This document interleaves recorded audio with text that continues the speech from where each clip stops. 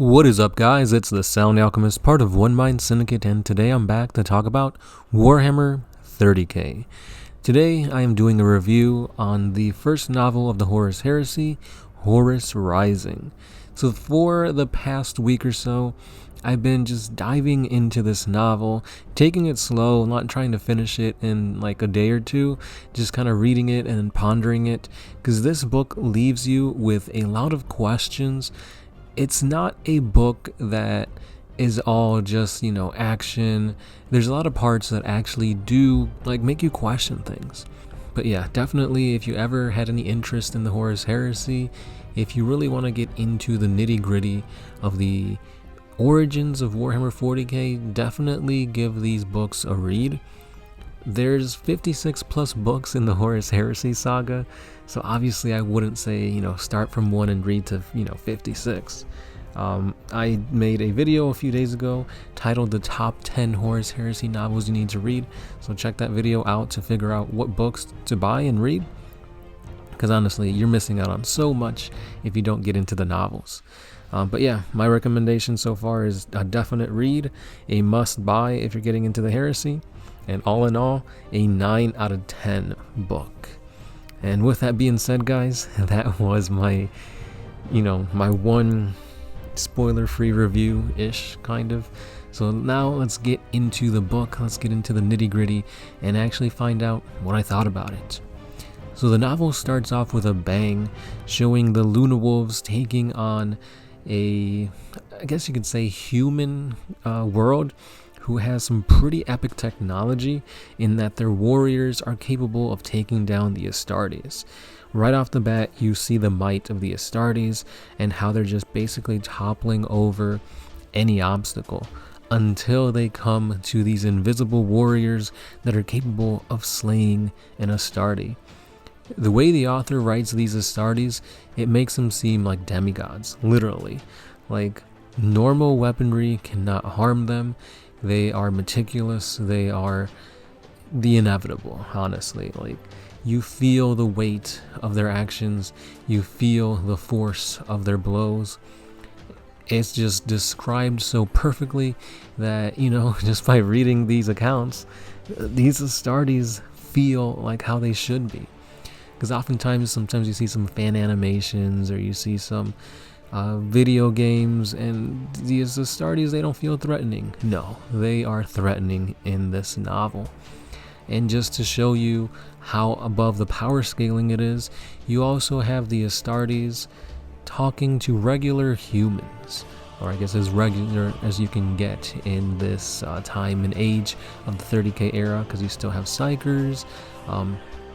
You've got Imperial troops and whatnot. You've got navigators, remembrancers, and stuff like that. So you do get a very good mix between having regular humans as just characters driving the narrative forward, and you have the Astartes. When it comes to the Astartes, the main character of the book, without a doubt, is that of Garviel Loken. He is a captain of a Space Marine squad who gets elevated to become part of essentially the Mournival, the right hand essentially of Horus. And at this point, Horus is indeed the War Master, and the way you hear them talk about the Primarchs, Horus specifically, there is respect, there is elegance, there is fear. But all in all, you feel that these guys are more than Astartes. And that's already after setting up the Astartes as demigods. So whenever you get to see Horus enter the room, whenever you feel the presence of a Primarch, you feel it written in the words that you're reading. Like, it is almost like, I don't know how to say it, like you're meeting your hero, so to speak. And you get to see it through the eyes of the Astartes as well as the humans. And it's interesting to see how humans comprehend and explain things compared to how the Astartes do. And honestly, seeing how Horus meticulously does things, and everything he does is for a cause. Like, every action, every movement, and every word he speaks, he says it with grace and such charisma that he knows what he wants, and everything he does is towards that end goal. And that's just crazy to think of just how, I guess you could say, perfect these characters are displayed and written. Because, when you think Horus, when you think, the Primarchs, yeah, you think of them as like badasses in 40k. But actually seeing them off the battlefield and just, getting to see them as the character, as who they are, you really get a good feel for the grandiose nature of what the Emperor produced. Like, these were indeed gods among men, and you feel it by reading how they are portrayed in this novel. Now, going back to what I was saying originally, you do get an epic battle in the beginning, and that leads to a question as to why is the Imperium doing what they're doing? Why are they forcing humanity to become compliant to the Imperium and forcing them into the Imperial fold?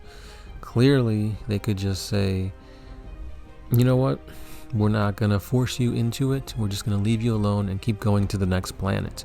But no, the Emperor, through the Primarchs and then through the Imperium and the Astartes, is basically forcing them into war, into conquest, whether the worlds they're conquering want it or not.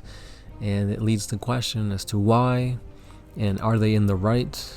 Obviously they have to be, because the Emperor decreed it, and the Emperor knows all. The Emperor is the truth. The Emperor is without a doubt correct. But is it? And then as you get into more events, more into the superstitious, the warp and everything, you start to see the cracks in the way the Emperor has created the Imperium. You start to see certain things not make sense, and you start seeing certain characters question things. And these questions should not be questions that need to be asked, because if you're asking questions, then you're already falling down, the hole that is chaos, or the uncertainty, the superstitious, things that the Emperor has already decreed that do not exist. They are not in the right, because obviously you have to be thinking with a logical mind, with a mind in science and reason, not belief, religion, and superstition.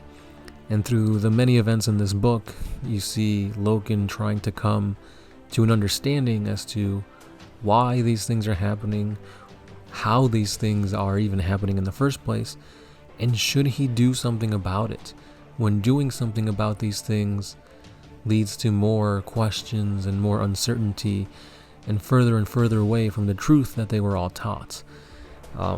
You also don't just get, Luna Wolves and that's it. You do get to see a little bit of Blood Angels, a little bit of Emperor's Children. I was surprised to see Lucius was actually not an important character, but he was pretty prominent in a certain portion of the story. And it's just crazy to see that this guy was a loyalist, but we all know him as clearly Lucius the Eternal, this Emperor's Children's Slaneshi devotee of just craziness and whatnot. So, like I said before, it's very interesting to see these characters in a different light, in a different time, and how they were reacting and how their character, what we know them as before and what we know them as after, and you're over here trying to piece together like, whoa, so like what exactly happened? So yeah, there's a lot of moments like those, and I'm not going to get to the end of the book because I don't want to spoil it for you guys, but if you know, and it's pretty crazy.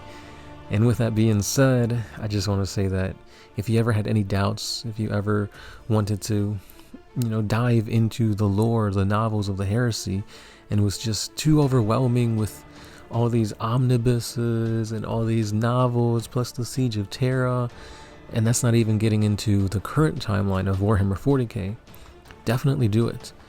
Check out the top 10 video I made. That'll give you 10, technically 11 novels that you have to read in order to get the core events of the history of Warhammer 40k. But yeah, definitely start with Horus Rising. I was never good with remembering names and putting them to characters, and I did struggle with this one, especially with all these futuristic names, such as like Thorgadon, and you have Horus, and then you have Little Horus, and they have Aximand, and Carcassy, and all this stuff, so it does get a little difficult at times to remember who's who, and like what's going on with this character and that character, but the author does a good job in portraying who each person is, why they're doing the things they're doing, and why you're seeing that point of view at this certain time, and it all just clicks. Especially at the end, when you start seeing the events that happened previous all lead up to this culmination, and it's great, honestly. So I'll give it a 9 out of 10, a definite must read. Let me know your thoughts down below. Did this review push you to actually reading the Horus Heresy? Because reading is just one aspect of taking in the lore. Clearly, we have audiobooks, so if you want to paint while listening to the lore be read to you, that's another thing you can do. We have tons and tons of lore on our channel, obviously, clearly, because we are a 40k lore channel, so you guys can see the stuff there. But definitely, don't skip on the novels. Really great read, really fun to see these characters and all these epic battles. But in my opinion, the battles paled in comparison to the actual storyline and the questions and the whole thing of like, are they in the right, what's wrong, is doing a certain action for the good of the Imperium actually the wrong thing to do? Like, those are the questions that really, have you thinking after you've closed the book, and really push you towards continue reading and trying to see what the outcome is, even though we know the outcome. So yeah, that was my review for Horus Rising. So thank you for listening.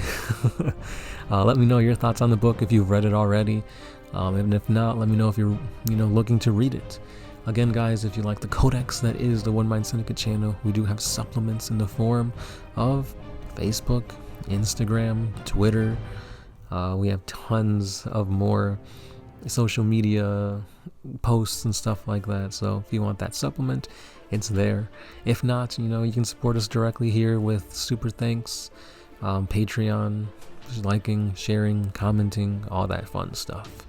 So with that being said, this has been the Sown Alchemist, part of One Mind Syndicate, and I'll be catching you guys in the next one. Peace.